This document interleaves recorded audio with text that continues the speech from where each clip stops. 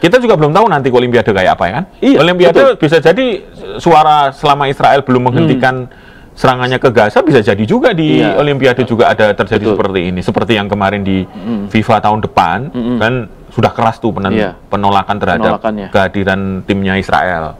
Nah ini kan ya kejadian ini tidak bisa dipisahkan dari perkembangan geopolitik dan politik global terhadap kejadian ini gitu. Iya, karena semangatnya dari olahraga ini kan persahabatan. Betul. Ya kan? Jangan sampai malah menjadi perseteruan ya kan? Jangan menjadi perseteruan gitu. Justru ini upaya dari pemerintah sebagai tuan rumah Indonesia untuk menyelenggarakan ini dengan baik dan aman, damai, semuanya happy gitu. Betul. Meskipun memang harus ada negara yang memang tidak ikut. Karena pertimbangannya tapi kok belum di ini Mas ya? Maksudnya belum di ban ya Israel ya di ajang ini ya. Nah, nggak tahu itu federasinya berarti. Federasinya ya. Iya, federasinya. Kayak FIFA kan dia sendiri-sendiri. Betul. Tapi nggak tahu nanti ke depannya apakah kemudian tim Israel nanti misalnya di Olimpiade kemudian tidak diizinkan untuk ikut bertanding karena ada. Ini kan sering terjadi nih. Iya. Negara-negara yang berkonflik perang itu kan sering tuh. Ya kan di ban untuk tidak boleh ikut di dalam ajang Olimpiade. Seperti halnya Rusia kan. Iya, dulu kan gitu. Rusia kan Soviet ya? Bukan, Rusia yang setelah nyerang Ukraina ya, tidak boleh ikut di betul. Piala Dunia. Iya. Nah, itu kenapa berlakunya hanya ke Rusia gitu kan pertanyaannya. Kenapa bukan berlaku ke Israel yang jelas-jelas melakukan penjajahan dari dulu sampai hari ini gitu kan. Nah, sementara konsisten kalau Indonesia kan konsisten. Begitu kita menegaskan di dalam pembukaan itu bahwa penjajahan di muka bumi harus dihapuskan terus gitu. Apapun itu tidak mungkin diubah gitu pendirian itu. Dan ini langkah politik internasionalnya Indonesia ya. Betul. Geopolitik ya. Mungkin memberi semangat aja kepada teman-teman atlet agar tidak patah semangat, tetap terus bersaing, berkompetisi dengan sportif untuk memenangkan pertandingan gitu. Karena kita tuan rumah tentu semangatnya akan lebih. Dan mungkin tidak perlu terganggu ya dengan hal ini. Ya, kalaupun berlanjut ya Mas ya. Nah, artinya ini justru lebih aman. Lebih aman justru. Lebih aman. Nah, nanti tidak perlu terganggu oleh hal-hal yang seperti ini karena ini urusan negara. Yang sudah ada yang mengurus tadi federasi sama tadi NOC juga sudah ngurus. Itu urusan mereka lah. Ini pemerintah juga udah ngurus. Pokoknya fokusnya atlet-atlet tetap berlatih, berprestasi itu aja deh. Nah, ini Mas, kalau menurut Mas sendiri nih kira-kira kalau kita melihat geopolitik ya gitu Indonesia gitu. Tapi apakah ini menjadi sebuah sebuah sinyal gitu bahwa memang yang disampaikan oleh Pak Prabowo kemarin di sidang PBB, terus kemudian kejadian ini dengan penolakan yang dilakukan oleh pemerintah, memang ini sudah memang benar-benar kuat ya, sinyal bahwa Indonesia ini tidak mendukung penindasan, tidak mendukung penjajahan dan mendukung pro Palestina gitu ya. Itu kayaknya gerakan untuk menolak penjajahan dan genosida di Gaza ini memang sudah menjadi gerakan global ya. Kalau Indonesia kan memang sudah dari awal ya, dari awal kemerdekaan udah jelas. Karena dulu Indonesia itu juga salah satu merdeka didukung oleh Palestina salah satunya. Betul. Nah ini bagian dari para founding fathers menegaskan bahwa ini harus masuk dalam tujuan negara, yaitu menghapus kemerdekaan. Malah dalam pembukaan, maksud saya, di alinea pertama itu tegas bahwa penjajahan di muka bumi harus dihapuskan. Karena apa? Pak Prabowo kan sudah menegaskan dulu, kita mengalami penjajahan itu sangat tidak enak gitu. Bangsa kita ratusan tahun mengalami hal itu kan sebagai sebuah pelajaran sejarah bahwa penjajahan itu harus dihapus memang gitu. Nah, kalau terjadi di abad sekarang ya berarti ini ada sesuatu yang memang harus ditegaskan kembali dan ya kita konsisten di situ gitu. Nah, mungkin sekarang dunia mulai melihat ya, justru dunia yang menganggap bahwa ini hanya persoalan agama kan sekarang nggak lagi. Ini persoalan kemanusiaan gitu. Betul. Ini persoalan kemanusiaan.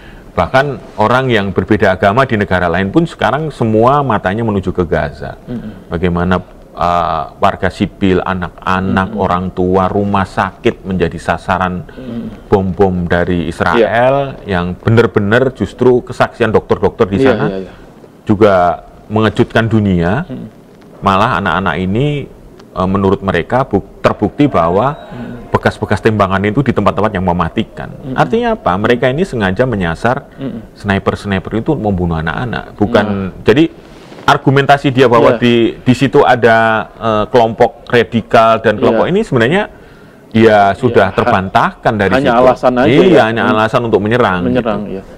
Nah, dan gelombang relawan yang datang ke sana juga makin banyak, Mas. Kan termasuk yang lewat kapal. Lewat kapal, betul. Jadi kalau orang menyebut Gaza ini penjara terbesar di dunia karena sudah dikepung sedemikian rumah dari pasukan Israel dan di situ ada laut, jadi kemungkinan mereka juga, jadi selain bencana serangan juga mereka ini kan terancam kelaparan.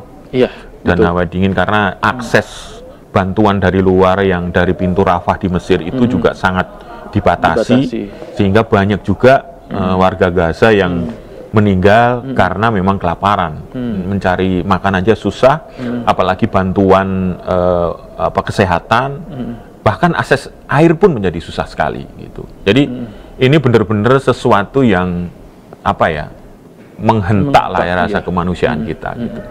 Jadi kalau negara lain bersikap seperti yang dilakukan oleh Indonesia, Malaysia, mungkin negara-negara lain yang negara-negara dalam tanda kutip Barat itu juga bersikap yang sama, ya mereka melihat itu gitu, melihat seperti itu. Iya, ini bukan lagi isu-isu yang lain. Bukan lagi isu agama, ini isu kemanusiaan udah. Ini sudah isu kemanusiaan.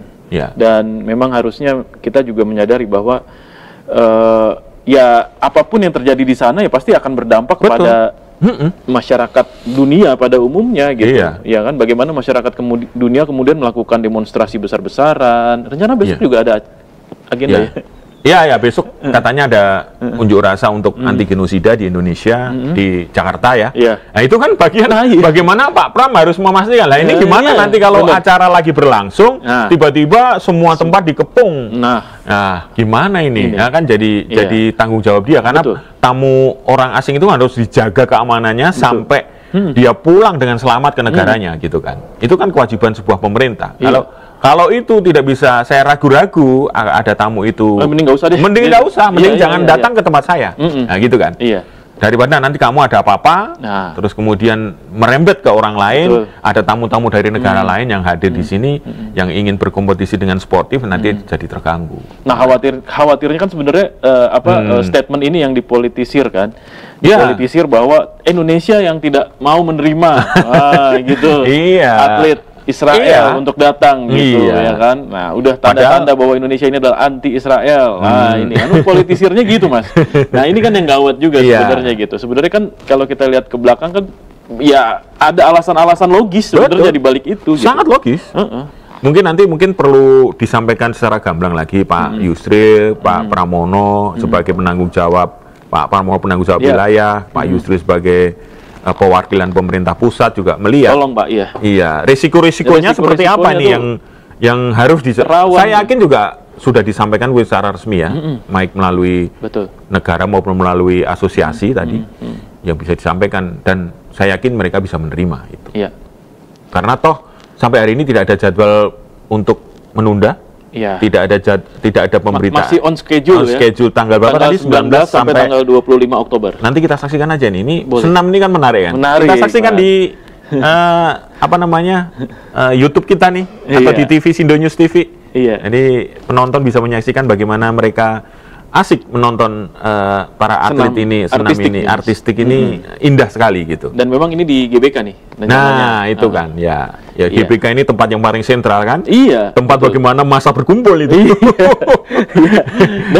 Dan kalau terjadi apa-apa kita bingung juga sebenarnya itu. Gimana? Wah, ini gimana evakuasinya nih, gitu. Evakuasinya bingung ya kan gitu. Dan ya masyarakat kita kan ya kita tahu lah gitu ya kan. Dengan kondisi yang seperti ini, dengan jangan sikap sampai yang cukup keras, memprotes. Jangan sampai justru kehadiran mereka memicu krisis politik global. Itu kan? Itu ya betul. Ini juga nanti mungkin Pak Menlu bisa menjelaskan. Jangan sampai nanti seperti kejadian beberapa di tempat yang lalu, yang sekarang dikejar oleh kelompok yang anti Israel dan akhirnya ada krisis politik yang luar biasa itu. Kalau nggak salah tahun 60-an ya atau 70-an, saya nggak, mungkin bisa dicek bareng-bareng ya. Nah, nanti kita cek ya Mas. Jangan sampai itu terjadi di sini. Dan Indonesia negara cinta damai, saya yakin cinta damai, dan oke. Jadi itu penting gitu. Ya, dan ya kita cinta damai dan cinta menghargai negara lain gitu ya. Bukan berarti kita bersikap ini juga. Ya, tetapi balik lagi negara itu seperti apa kan, gitu ya Mas ya. Betul. Kalau negaranya juga mengkhianati kemanusiaan, ngapain kita bela juga gitu ya. Betul. Dan terima kasih Sobat Sindo, ini perbincangan yang menarik dengan Mas Pung ya. Dan mungkin nanti kita akan ngobrol-ngobrol lagi ya Mas ya, terkait soal ini, dan mudah-mudahan yang tadi disampaikan ini menjadi sebuah warning juga ya buat kita, karena kita tidak bisa menjaga keselamatan mereka juga di sini. Itu yang pertama. Terus kemudian yang harus dijelaskan lagi adalah kita harus tetap semangat, atlet-atlet senam kita harus bisa berprestasi gitu. Apapun tidak boleh terganggu. Tidak boleh terganggu, apapun tetap itu berprestasi. Apapun itu konsekuensinya ya Mas ya. Apapun itu konsekuensinya kita terima gitu ya. Kita lihat nanti perkembangannya seperti apa, karena ini masih on schedule di tanggal 19 sampai tanggal 25 Oktober dan nanti. Belum ada satu negara lain pun yang mengundurkan diri. Nah, itu dan penting. Belum ada satu negara peserta yang mengundurkan diri karena ini. Dan artinya ini kemungkinan besar masih tetap berlangsung sesuai karena persiapannya cukup panjang tuh Mas. Katanya dengar-dengar gosip mereka juga mengubah gornya untuk menjadi tuan rumah yang paling baik. Menjadi sasana senam gitu. Iya kan, dan berbagai macam venue-nya. Karena senamnya itu ada beberapa nomor gitu. Mas, katanya. Artistik banget Artistik, ya nanti. Semoga kita bisa menyaksikan bareng-bareng. Semoga kita bisa menyaksikan bareng-bareng. Terima kasih sudah menyaksikan The Comment. Sampai jumpa. Assalamualaikum warahmatullahi wabarakatuh. Salam.